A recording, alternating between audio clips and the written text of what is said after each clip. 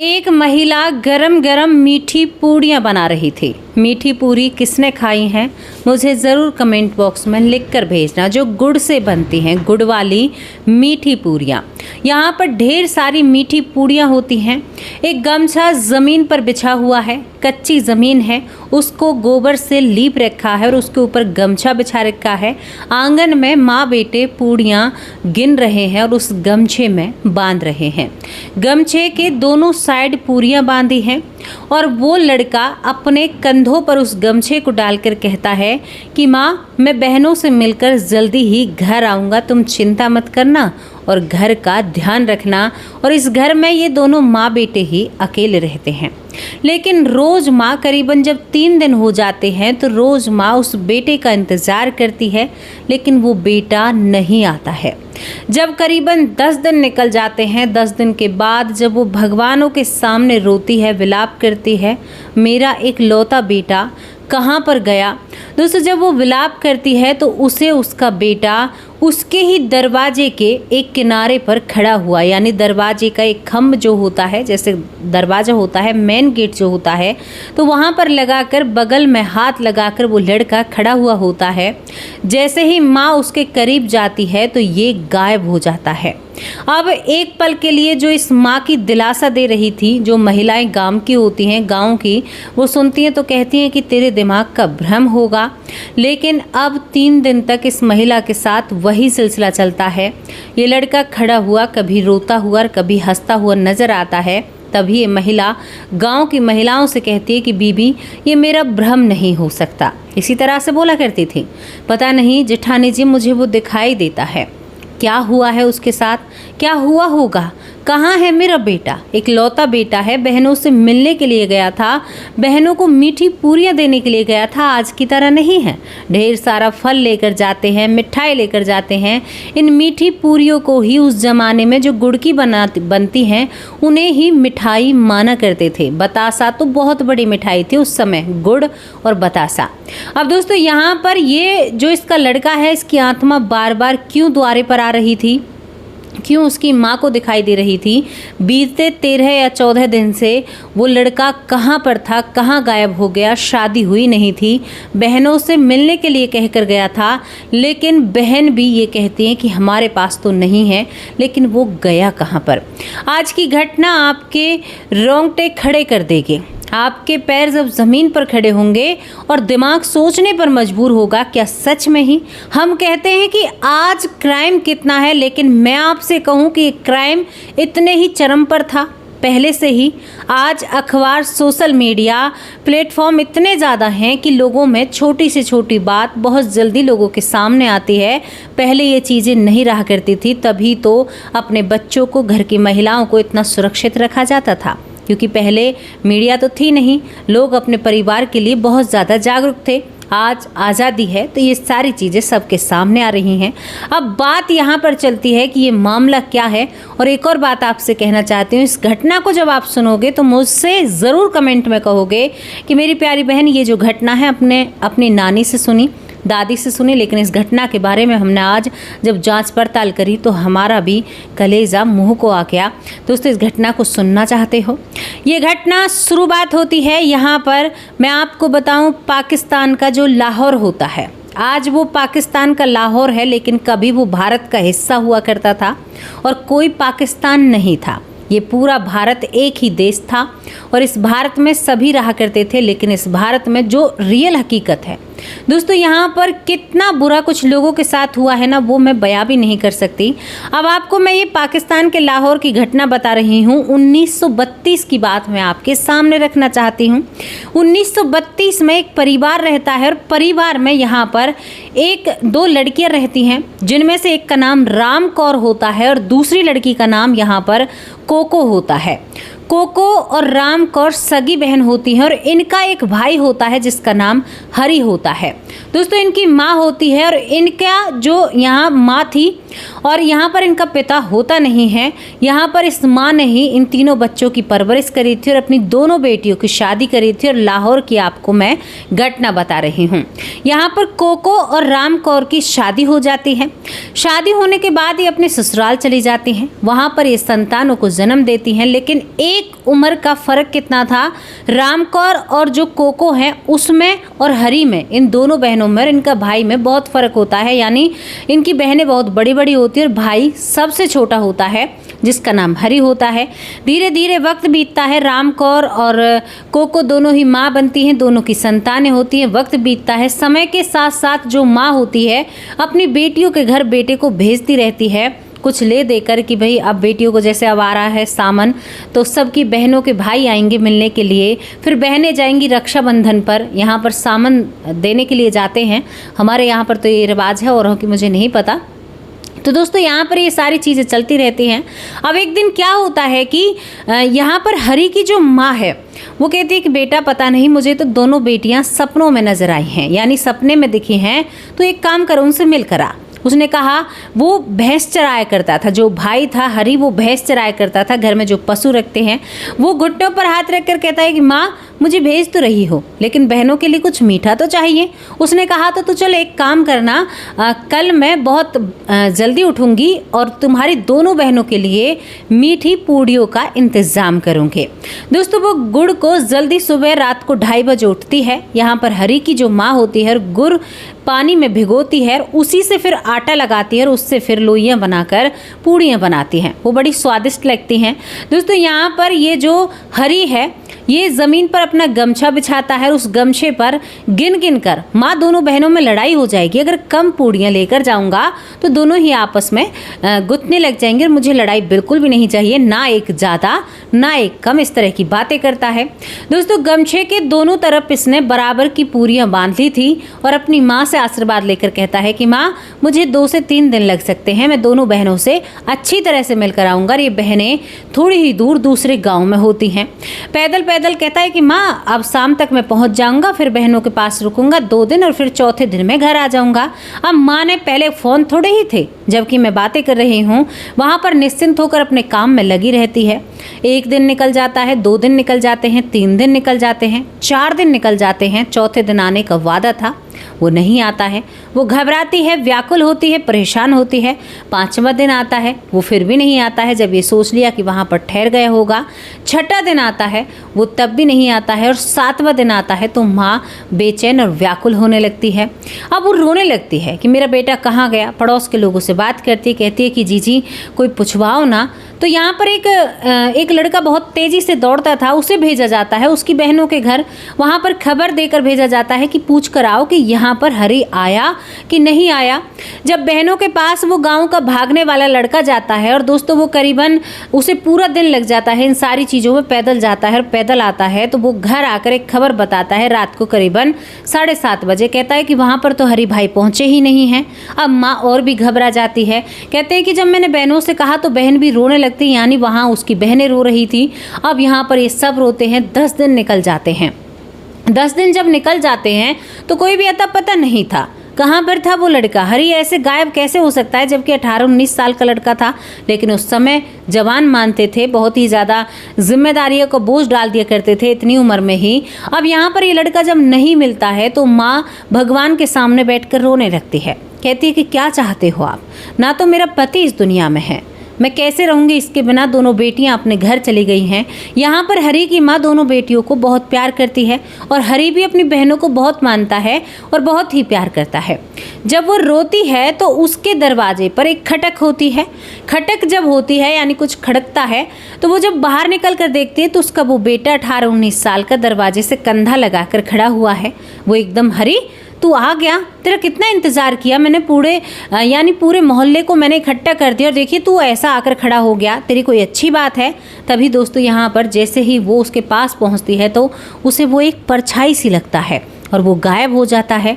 ये देखकर वो महिला अपने सर में 2-3 बार अपने आप को चूटी काटती है और सर को बजाती है, कहीं मेरा कोई भ्रम तो नहीं है। अब वो उदास होकर फिर भगवान के सामने बैठ जाती है। फिर दरवाजे पर कुछ हलचल होती है। ऐसे दरवाजे थे कि इतने वीआईपी दरवाजे तो नहीं थे। दोस्तों वो बाहर निकल कर आती है, फिर वही मामला कि बेटा खड़ा है और जैसे ही पास जाती है वो गायब हो जाता है। अब बड़ी विडम्बना, करें तो क्या करें, तो बड़ी समस्या हो रही है। वो रोती है, विलाप करती है, तो पड़ोस की महिलाएं आती हैं, कहती हैं कि जी वो मुझे दिखाई देता है, और वो गायब हो जाता है। यहाँ पर एक महिला भी आती है जो बहुत ज़्यादा बुजुर्ग थी। वो कहती है कि क्या तुम्हें दिखाई देता है? अरे तेरा शुभ शुभ बोल, तेरा बेटा जीवित है, ऐसी बातें क्यों कर रही है? वो कहती है कि चाची सास, मैं बिल्कुल झूठ नहीं बोल रही, मुझे सच में ही वो दिखाई देता है और वो गायब हो जाता है जब मैं उसके पास जाती हूँ, और दूर से मुझे उसकी आवाज़ सुनाई देती है। यानी वो हंसता रहता है, कभी उसकी आंखों में आंसू होते हैं। दोस्तों इसी तरह से उसे देखते देखते करीबन 12 से 13 और 13 से 14 दिन हो जाते हैं। अब 14वें दिन इस बुजुर्ग महिला ने कहा, एक काम करना तू हरी की माँ, जब हरी अब की बार आए ना तो उससे पूछना कि बेटा तू कहाँ है, घर क्यों नहीं आ रहा है, क्या बात है? वो कहती है कि सच्ची चाची वो मुझे बता देगा। उसने कहा कि हाँ बता देगा, तो एक काम करना, रात के वक्त आए तो उसके पास मत जाना, दूर से ही कहना कि बेटा तू कहाँ पर है। अब दोस्तों शाम ढलती है, रात को करीबन 11 या 11:30 12 बजे। आज वो रात को लेट आया था और दिन वो जल्दी आता था पूजा के टाइम पर। जब वो रात को 12 बजे आता है तो उसके जो शरीर था या जो उससे गायब होता था वो बहुत बदला हुआ था। शायद आज एक गुस्से में है, ये रो रहा है और खड़ा होकर रोता ही है। तो दूर से ही हरी की माँ कहती है कि लाडले तू कहाँ गया है, तेरी बहन परेशान हो रही है, मैं परेशान हो रही हूँ, और तू कहाँ चला गया है? ये रोता रहता है।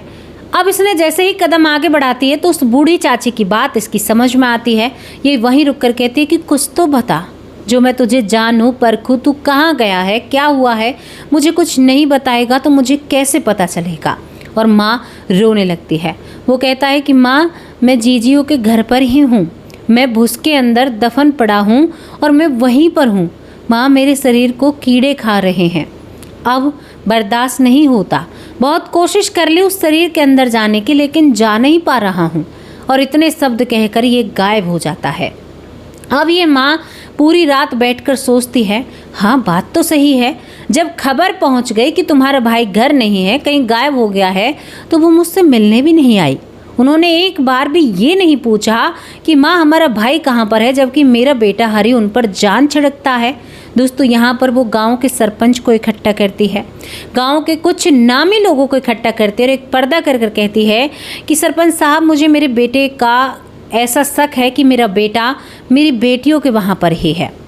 उसने उस आत्मा की बात को सत्य माना। और ये सच्ची घटना मैं आप लोगों के सामने रख रही हूँ, जिस घटना के बारे में शायद आपने कभी ना कभी चर्चा सुनी होगी।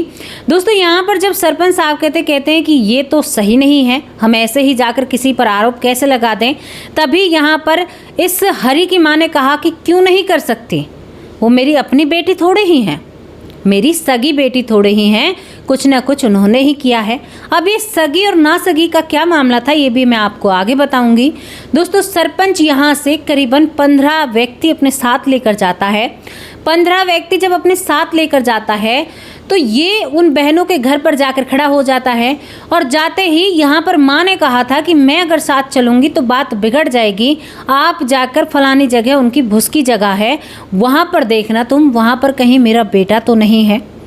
मेरे बेटे ने मुझसे ऐसे ही कहा है। सरपंच को दया आ जाती है कि बेचारी 15 दिन से अपने बेटे को ढूंढ रही है, एक बार छानबीन कर लेंगे तो क्या बुराई है। सरपंच जब उस गांव में प्रवेश करते हैं या उस घर में जाते हैं जो इनकी बहन का घर होता है राम कौर, और यहाँ पर कोको का घर जो होता है, तो उसमें इन्हें अजीब सी बदबू आती है। अब यहाँ पर गाँव के आसपास के लोगों से इन्होंने पहले ही पूछ करी थी, तो ये लोग कहते हैं कि सच बात है, इनका भाई हमने आते हुए देखा लेकिन जाते हुए नहीं देखा। दूसरी बात, यहाँ पर इनके घर से बदबू आ रही है, लेकिन कभी कभी वो बंद हो जाती है, कभी कभी आती है। अब हमें अंदाजा है इनके घर से ही बदबू आ रही है। दोस्तों यहाँ पर सरपंच के कान खड़े हो जाते हैं और वो जो 15 लोग थे ना, वो वहीं उसी जगह पर पहुंच जाते हैं। राम कौर और कोको उन्हें रोकने की कोशिश करती हैं कि चाचा मैं आपके लिए कुछ चाय पानी का इंतज़ाम करती हूँ, लेकिन वो भूस का कोठा जो घर में बना हुआ था, यानी कुछ ऐसा था, पुराने ज़माने का घर था, उसमें एक ऐसी जगह थी जहाँ पर पशुओं के लिए थोड़ा सा चारा भरकर रखा था। अब ये देखते हैं कि भूस के कोठे में एक जगह ऐसी है जहाँ पर बहुत भारी पत्थर रख रखा है। अब भुस के ऊपर पत्थर रखने का क्या मतलब, वो भी अंदर। दोस्तों सरपंच साहब के साथ जो 15 से 16 व्यक्ति आए थे, उन्होंने उस भुस को इधर उधर करना शुरू कर दिया। जैसे ही इनके हाथ नज़दीक जाते हैं वैसे ही जो दुर्गंध है वो बढ़ने लगती है। भुस के अंदर ज़्यादा दुर्गंध नहीं आ पाती है बाहर, लेकिन वो जैसे ही अंदर जाते हैं इनके हाथ उस सड़े हुए शरीर में धंस जाते हैं और वहाँ पर ये आत्मा जो खड़ी हुई थी, माँ ने बताया था, एन उसी जगह पर इसका शरीर मिलता है। अब यहाँ पर सरपंच खड़ा हो जाता है और इस सब को अपने कब्जे में लेता है। सरपंच साहब की हिम्मत जानिए यहाँ पर, क्योंकि इस गांव के सरपंच ने भी इसका साथ दिया था। जब साथ दिया और यहाँ पर पंचायत में इन दोनों बहनों को खड़ा किया गया, उस लड़के को उसकी माँ के हवाले किया गया। कानून जब उतना नहीं था, पंच और सरपंचों का ही फैसला भगवान तुल्य माना जाता था। यानी अगर सरपंच ने कोई बात करी है तो मान लीजिए आप एक भगवान ने और न्याय के देवता ने, जज भी कुछ नहीं था उस समय सरपंच के सामने। आज इतनी वैल्यू नहीं रही है उस चीज़ की। अब यहाँ पर जब ये सब कुछ होता है, माँ को सबको दे दिया जाता है, तो इन जब दोनों लड़कियों से पूछताछ किया जाता है, क्योंकि ये अपने भाई से, मैंने पहले ही बताया, काफ़ी बड़ी थी, अपने जो भाई होता है। जब इनसे पूछताछ की जाती है तो एकदम रोष और गुस्सा इनकी आंखों में दिखता है और एकदम से झिल्ला कर कहती हैं, क्या जरूरत थी हमारे बुढ़े बाप को इस दूसरी महिला से शादी करने की। यानी इनके अंदर ईर्ष्या थी। और ये दोनों बेटियां थी जो हरि की माँ से पहली माँ की बेटियां थी, यानी पहली पत्नी की इनका पिता जो होता है। अब ये दूसरी महिला को क्यों किया गया था ये भी मैं आपके सामने स्पष्ट कर दूं। हरि के जो पिता होते हैं, दो बेटियों के बाद हरि की पिता जो होते हैं, अब उनकी कोई संतान नहीं होती है, पहली पत्नी से 2 लड़कियां ही होती हैं। और उस समय बेटे को पाना, मान लीजिए आप, हमारी जो जायदाद है उसका हिस्सेदार अब आया है, बेटियों को कोई हक नहीं मिलता था। अब हरि के जो पिता हैं वो दूसरी शादी करते हैं और दूसरी शादी से ये हरि पैदा होता है। हरि की जो बड़ी माँ थी, यानी इन दोनों बहनों की मम्मी जो थी, माँ थी, वो इस दुनिया से चली जाती है पहले ही, पिता चला जाता है। इसकी उम्र छोटी होती है जो हरि की माँ है। तो हरि की माँ ने इन तीनों की जिम्मेदारी बखूबी निभाई थी, लेकिन उस जिम्मेदारी को निभाते निभाते शायद ये कहीं भूल चुकी थी कि जो बेटियां हैं ना मेरे सामने, वो समझदार थी और वो उसके बेटे से जला करती थी। अब इन दोनों ने राज खोला, कहा कि जब ये हमारे पास पूड़ियाँ लेकर आता है तो 2 दिन तक हम इसे किसी न किसी बहाने से घर से बाहर ही नहीं जाने देते। यहाँ तक कि इनके बच्चे से लेकर इनका पति तक इनके साथ मिला हुआ था। क्यों? अगर ये हरि इस दुनिया से चला जाता तो जितनी भी संपत्ति है, बहुत संपत्ति थी हरि के पिता के नाम, वो सारी संपत्ति इन दोनों बेटियों पर आती और ये उसके मौज उड़ाती और मजे से रहती। ये कहती हैं कि 2 दिन तक बाहर नहीं जाने देते हैं और 2 दिन बाद एक बहन पैर पकड़ती है और एक बहन छाती पर बैठती है उस हरि की पर। वो कहता है कि बहन क्या कर रही हो, और तब तक उसको दबाया जाता है, तब तक हरि के प्राण नहीं निकल जाते हैं। अब एक दिन तो ये उसको उघाड़ा रखती हैं, फिर उसके बाद इसे ये भूसे के अंदर छुपा कर रखती हैं। हर रोज़ उसे देखती हैं और काम करती हैं, लेकिन जब माँ विलाप करती है तो उस बेटे की आत्मा घर आकर खड़ी होती है और कहती है कि माँ मैं वहाँ पर हूँ और मुझे वहाँ से निकलवाओ। दोस्तों इन बहनों का कलेजा नहीं कांपता है। और यहाँ पर एक और बात होती है, जब इसको मारने के बाद ये देखती हैं कि ये चला गया है, लेकिन इन्हें छोटी बहन जो कोको होती है उसे संतुष्टि नहीं होती है। वो फावड़ा लेकर आती है और उस फावड़े से उस भाई पर वार करती है। तब उसके बाद उसे भूसे के ढेर में रखा जाता है। तो कितनी घृणा वाली मानसिकता रही होगी उस कोको की और उस राम कौर की। दोस्तों ये बात बहुत डरा देने वाली है और इसी चीज़ों के चलते 15 दिन तक इस राज को वो राज बना कर रखती हैं। लेकिन गांव के सरपंच ने अपनी जिम्मेदारी निभाते हुए इस पूरे मामले को लोगों के सामने रखा। इन दोनों बहनों का हुक्का पानी बंद और इन्हें गांव से इनकी जितनी भी प्रॉपर्टी है छीनकर बाहर निकाल दिया जाता है। लेकिन मैं आपको यहाँ पर बताऊँ, वो बेटा जब उसका अंतिम संस्कार होता है, आखिरी बार अपनी माँ को दिखाई देता है। वो माँ माथे पर हाथ रख कर बैठ जाती है कि इन बेटियों को सगे बेटे से ज़्यादा प्यार किया इन्होंने मेरे साथ क्या किया। दोस्तों ये लाहौर की जो घटना मैं आपको बता रही हूँ, हरियाणा में, इस घटना के ऊपर बहुत सारी रागनियाँ हैं। कई बार इस घटना को कई बार तोड़ मरोड़ कर सुनाया जाता है। बताया जाता है, लेकिन ये घटना दिल दहला देने वाली है। तो आज ही ऐसी पापिन बहन या पत्नी या कोई भी नहीं है, ये सारी चीज़ें पहले से चली आ रही हैं, लेकिन आज हमारे पास इतनी ज़्यादा चीज़ें हैं जिनसे हम लोगों के सामने चीज़ों को उजागर कर देते हैं। अगर पहला ज़माना होता तो शायद मैं आज इस कैमरे पर बैठकर आप लोगों से बातें नहीं करती। ये बात सत्य है, क्योंकि सबको अपनी बात रखने का मौका नहीं मिलता था इससे पहले। क्योंकि कहते हैं ना कि पहले तो ये था कि भैया जिसको 4 अक्षर मिल गए वो बहुत कुछ बन जाता था, और मिलने के बाद भी नहीं बनता था। लोग सादा और सिंपल जीने में यकीन करते थे। जब इन दोनों बहनों की करतूत देखी तो बहुत ही ज़्यादा इस पर गीत, लोकगीत और यहाँ पर महिलाएं जो गाया करती थी, महिलाओं ने भी इस पर बहुत सारे कहते हैं ना कि गीत बनाए थे, और जो वो गाया करती थी तो महिलाओं की आंखें भराया करती थी। इस पर बहुत सारे गीत बने हैं और जिक्रियाँ बनी हैं। जिक्रियाँ आप समझ रहे होंगे, हरियाणा की भाषा है। तो ये सारी चीज़ें रखी गई थी, और ये वो घटना है जो शायद कभी ना कभी आप लोगों ने ज़रूर सुनी होगी। तो मैं ऐसी महिलाओं को सच में ही समाज में रहने का कोई भी हक नहीं है जो अपने स्वार्थ में डूबी हुई रहती हैं, महिला हो या पुरुष हो या कोई भी हो। इस घटना के बारे में आप अपनी राय ज़रूर लिख कर भेजना। और आपने कब ये सुनी थी? ये घटना बहुत डरा देने वाली है। उन बहनों का जिक्र कैसा रहा होगा? अरे भाई इतना प्यार तो करता था, कम से कम प्यार को तो देखती। क्या कहोगे? जो भी राय है राय लिखकर ज़रूर भेजना। अब आप लोगों से विदा लेती हूँ। और दोस्तों यहाँ पर एक चीज़ आपसे कहना चाहती हूँ, एक चीज़ आपसे ये कहना चाहती हूँ कि लाहौर नाम मैंने आज लिया, लेकिन एक चीज़ याद आ गई। जब हमारे देश का बंटवारा हुआ तो बहुत हवेलियाँ और कोठियाँ हमारे लोगों की छूट गई। जिनके साथ बहुत अन्याय हुआ उन्हें आज भी याद करते हैं तो दिल दहल उठता है। और सबसे ज़्यादा नाइंसाफ़ी क्योंकि पंजाब को पाकिस्तान को दिया गया था, तो पंजाबी लोगों के साथ हुई थी। ये खुलकर बोलिए क्योंकि उनके साथ बुरा हुआ था। क्या कहोगे? राय लिखकर ज़रूर भेजना। मैं आप लोगों से विदा लेती हूँ। कल हाजिर होंगी एक सच्ची और अच्छी स्टोरी के साथ। तब तक के लिए नमस्कार, जय हिंद, जय